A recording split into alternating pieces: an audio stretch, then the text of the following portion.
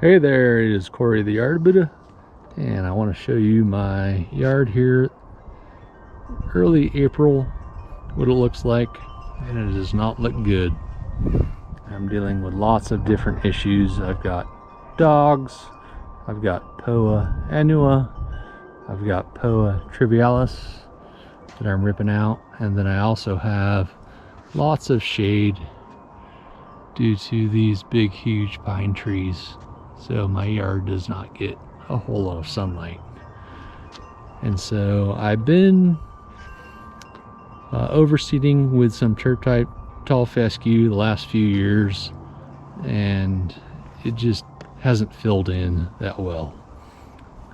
There is some Kentucky bluegrass in here, but that does not do very well in the shade. So this year I'm going to use some turf type tall fescue that actually kind of spreads. So this is Barenbrug Turf Saver. It says containing premium self-repairing turf type tall fescue seed. So I'll take a picture of that and show you the 4 different strains that are in there. So in about a month, it is early April right now. My seeding time isn't until middle of May. All right, here is my grass in the middle of May, and it's growing like crazy. Definitely a lot greener. We had some really warm temperatures here the first couple weeks in May. It's actually going to be 90 here today, but we're going to have a storm tomorrow, and then it's going to drop down into the 70s. So I'm going to start my reseeding project back here now.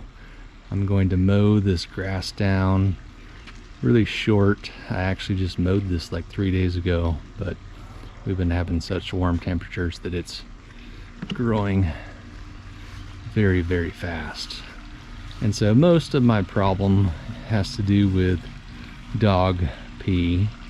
I have 3 yellow labs, 2 females and 1 male, and the females will come out here and pee, and then the male will come out and pee right on top of that. So the majority of my spots here are from them. But then I have this big area back here which I've overseeded a few times, and it just hasn't taken, and I don't think it gets very much sun at all.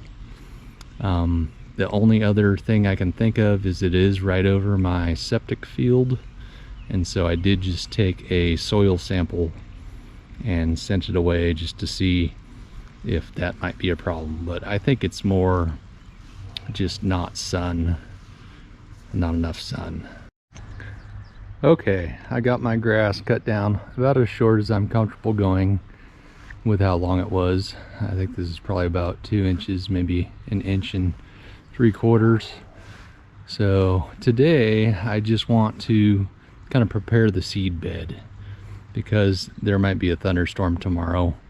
I don't want to put the seed down yet. So today is all about kind of getting these spots roughed up a little bit. And I normally mulch my grass clippings, but today I picked everything up just so I could see all the spots a lot better. And I'm probably going to use my Sun Joe dethatcher here with the power rake attachment on it, just to get down kind of as high as I can, because I don't want to get down there too deep. I just kind of want to rough up those pea areas and any other area. So I'm going to start out high and then go down maybe a notch or so. I do also have the scarifier attachment if I want to get down deeper and lower, but I think this is going to work out fine. All right, I got my grass all roughed up out here using the Sun Joe with the power rake, and it did a great job taking out all of the kind of top layer of dog pee stuff or any other debris sitting on there. And then I did come back with the scarifier attachment just to rough up the grass a little bit more. So I'm about ready to seed. I did use this kind of cultivating tool. I remember it being called the yard weasel, I think, when I was growing up on TV, but that's a Corona one, and just any spots that the Sun-Joe scarifier couldn't get to, I just wanted to rough up the soil. And I think this is the most important process of all seeding, is just getting the soil prepared. I mean, just like when you're painting, you want to have the surface receptive to the paint. You want the seed to be receptive to the soil.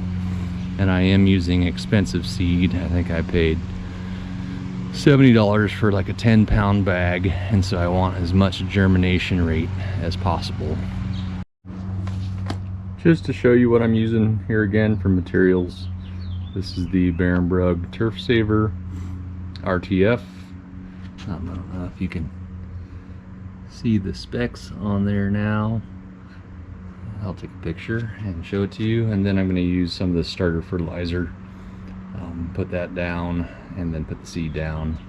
Then I have a whole bunch of peat moss. I'm not going to use all this on my yard. I've got another yard I'm going to go do. And then I have the Scott's Elite spreader. So I'm going to throw the seed in there right now and put everything down. Okay, the seed is down, and you can see they call it yellow jacket because it's got a yellow coating on it to protect it from drying out a little bit more. It's just to give it a little more chance to germinate and seed. So I got pretty good coverage here. I think I put down, I had two 10-pound bags, and I probably put down about 12 pounds back here. This is 2,500 square foot area. And just to kind of show you what I'm doing with the peat moss, each bale I dump into my wheelbarrow here, and I can load about half of it into my spreader. So that's about half and half. And then I'm just covering up all the seed that I can, just with like one pass of a light layer. So I've done this little area here with one bale. I am going to probably have to use more than I thought, because this is all the chunks that kind of came out of that first bale. So almost like probably a fourth or a fifth of the entire bale was just huge chunks. So a little bit sad that not all of it can be used. And this is peat moss from Canada. So Canada, come on, man. I already got smoke coming down from your forest fires, and now you're dealing this bad peat moss. But my mom was Canadian, so I guess I'm half Canadian, so I guess I can say that.